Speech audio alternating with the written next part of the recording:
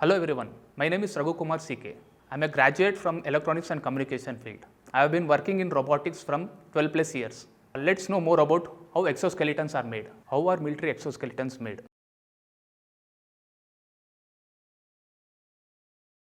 The story of Tony Stark, the Marvel superhero who created a suit of armor in a cave and devoted his life to fighting threats to the world is well known. What if I told you that Iron Man's suit is a reality and that it helps real life heroes protect their country from enemies? The renowned Iron Man suit is nothing but an exoskeleton that was designed by Tony Stark. The Marvel universe in this case isn't that far away from reality. In our universe too, research and development of exoskeletons is underway to help support, protect and strengthen soldiers. This technology is covered under the discipline of robotics. By combining electronics and computer science, the field of robotics is able to achieve this grand feat.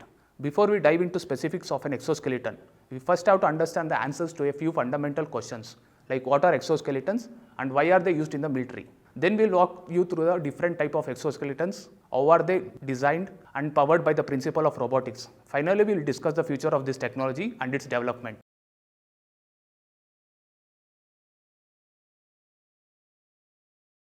Exoskeletons have existed in nature for centuries, arming many species like cockroaches and crabs with the support and protection they need against predators. Robotic exoskeletons offer that same protection, strength and support to humans. Soldiers are provided with exoskeletons or exosuits over a regular uniform to enhance their capabilities, conserve their energy and reduce injuries.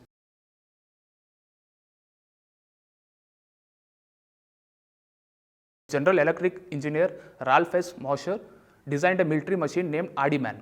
Adiman was a hulking 1,500-pound wearable machine developed for a joint Army-Navy project. This exoskeleton was made up of two suits, one attached to the operator and an external one that carried objects. Usually exoskeletons are made up of rigid materials such as metal, carbon, fiber or soft, elastic materials. To enhance human capabilities, these gadgets use specifically designed devices and artificial intelligence. But why does a soldier need an exoskeleton when they have an armor and vest? If you are a soldier, depending on where you are posted, you would have to carry loads weighing 59 to 68 kgs. And if you are in high altitude regions like Afghanistan or Siachen, the load would increase. Now imagine having to transport heavy combat gear on mountains as high as 3000 meters. Downright exhausting, right? As the burden on soldiers is increasing day by day, their movements are greatly restricted. Not only that, soldiers are suffering from high number of non-combat casualties. The US military personnel alone reported 257,000 leg strains and knee injuries in 2007, and 70% of soldiers had neck and back problems.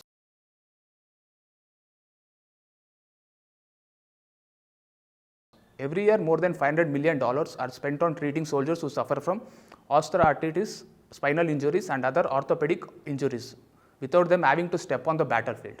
The situation is similar throughout the world, be it India, Russia or China. When you consider modern exoskeletons and the benefits they provide for the military, there are many. Soldiers rely on exoskeletons to improve their strength, protection, endurance and tactical awareness on the battlefield. Exosuit rigged up on a soldier is expected to enhance his additional load carrying capacity by 100 kg for a minimum of 8 hours operational time and has 3 to 5 hours of battery backup. It helps soldiers reduce more than 50% of the load burden, thereby reducing their chances of injury. Soldiers who patrol in high altitude terrains use leg gear that assists them to walk in the snow. It also reduces fatigue and exhaustion faced by the soldiers in a thin oxygen climate. Now that you have better understanding of what exoskeletons are and how they are applied in military settings, let's take a look at different type of exoskeletons. There are two types. One is passive exoskeletons and other is active exoskeletons. In passive exoskeletons, no actuators, motors or batteries are involved. Rather, passive elements such as springs and dampeners are used. Here, springs and locking mechanisms help to divert the weight of an object around the user and into the ground. And dampeners are used for shock absorption and to reduce vibration. On the other hand, active exoskeletons use actuators and sensors. An actuator is a part of a device or machine that converts electrical, air or hydraulic energy into physical motion. This is the technology that it uses in a car seat movement and automatic doors in malls. Active exoskeletons use batteries or electric cable connections to run these actuators and sensors. When compared to passive type, active exoskeletons not only transfer payload to the ground, but also impart energy, which leads to a reduction in energy consumption for soldiers. Some active exoskeleton suits include liquid production kits that can be solidified instantly, a temperature regulator, a life monitoring and saving device as well as situational awareness devices. With its control system, it can sense the terrain on which the user is marching and provide a real-time assistance which strengthens the soldier's comprehensive combat capability significantly.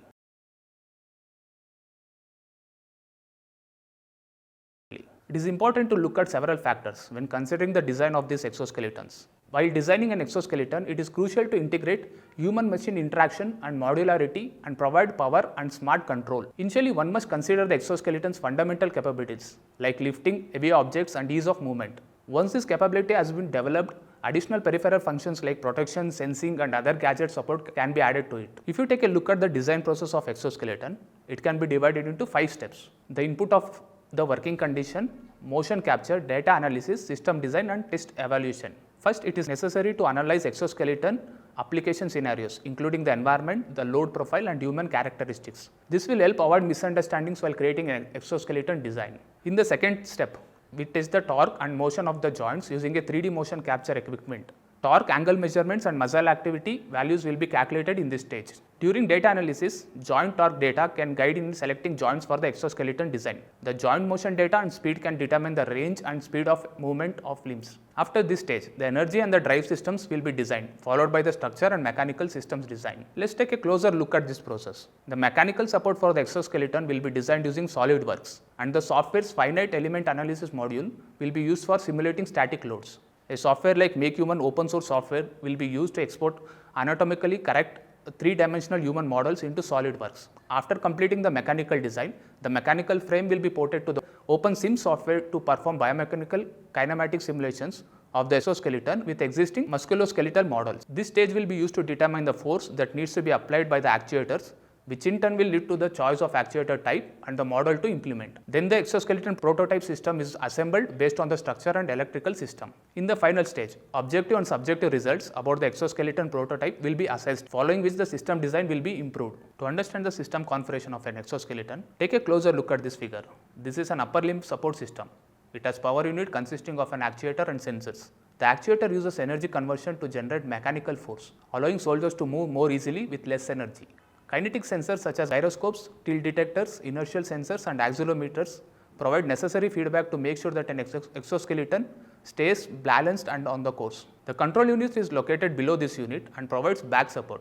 Depending on the user's motion, it sends signals to the motors that manage the gears. A bioelectrical signal unit or BES unit senses electrical signals emitted by the soldier's body, while an analog to digital converter converts these signals to a digital format. The type of battery used for the battery unit depends on the model of exoskeleton. Small exoskeletons that do not need to exert significant force can use lithium-ion batteries. For larger exoskeletons, high-capacity disposable batteries are used. More recently, smart textiles with low power consumption have made their way into the wearable devices, which are powered by the sun and gentle movement of the body. So after getting an idea about the design process and system configuration of an exoskeleton, the next question is, how is it controlled? There are various approaches to accomplish this. If you are dealing with exoskeletons that provide 100% of energy for the wearer to move, you can use a joystick.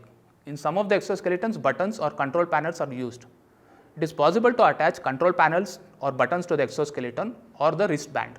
The exoskeleton can also be mind controlled. Here an electrode skull cap will do the trick. The latest exoskeleton designs uses 40 different integrated sensors that monitor rotation, torque, tilt, pressure and can even capture nerve signals in arms and legs. Some exoskeletons, mostly the passive kind, do not need any controllers. Around the world, there are countless examples of exoskeleton designs. Lockheed Martin's Onyx is one of the famous designs that won the Popular Science Award in 2018. The Onyx system combines mechanical new actuators with multiple sensors and artificial intelligence software to enhance the strength and endurance. Additionally, this American aerospace and defense company designed a human universal load carrier that could carry over 200 pounds without putting strain on the wearer. Wearing it, soldiers can move at a maximum speed of 11 km per hour over a long duration and up to 16 km per hour burst speed, and they can remove and pack the suit in less than 30 seconds. It also has attachments such as armor, heating and cooling systems and also sensors. When it comes to India, the DRDO is developing various concepts and configurations for exoskeleton systems for specific military logistics applications, including bending, lifting payloads, walking with them nearer to the body and also unloading them. Are these super suits only applicable in the military? Not at all. If you take at the medical field, exoskeletons find their application in catalyzing the recovery of neurological or orthopedic patients in physical therapy. This technology helps people with muscular weakness walk or climb stairs. It also assists paralyzed people regain mobility in daily life. In addition to the medical field, research is ongoing to implement exoskeleton suits in construction sites. The construction industry is prone to musculoskeletal disorders caused by repetitive motions or heavy lifting. Research papers identify the potential of exoskeleton technologies to dramatically reduce the risk of injuries and illnesses by amplifying the power of construction workers and providing back support. The present functionality and use of a robotic exoskeleton is just at the tip of the iceberg when it comes to its potential. Like Adiman, who created dozens of new suits and upgraded them over years, in the real world too, we are trying to add more features to robotic exoskeletons. If all goes according to a plan, we will successfully develop a topical power assisting individual exoskeleton that includes upper extremity exoskeletons, lower extremity exoskeletons and joint exoskeletons before 2025. Their applications range from transporting heavy loads to marching with light loads, handling specialized equipment such as ballistic shields, missiles, bombs and medium-sized missiles. In phase 2, the technology of topical exoskeletons mature and a full body power assisting exoskeleton can be developed by merging the upper and lower extremity exoskeletons. Along with logistic support, full body exoskeletons will be used in close quarter combat, urban air operations, special operations, individual anti-tank operations, individual air defense operations and battlefield first aid. It is estimated that we will complete this phase before 2030. Before 2035, we will be capable of attaining the third phase, at which a smart individual exoskeleton will allow soldiers to perform like real Iron Man. They will be able to jump farther and higher, climb faster or even perform short-range glides. In addition to being water and fire resistant, the enhanced exoskeleton will offer protection from small weapons, fire, fragmentation, biological and chemical contamination. This suit will also contain life monitors and medication administration kits to monitor soldiers' heartbeats, blood pressures and body temperatures, thereby reducing fatigue levels, preventing injuries and even treating critical wounds to improve their survival. Exoskeletons are poised to follow this development path with rigid advancement of military frontier technologies. If you choose the field of robotics, you can contribute to the development of real life-saving gadgets, and you might help to create a world where technology not only makes life easier but also protects our real life superheroes.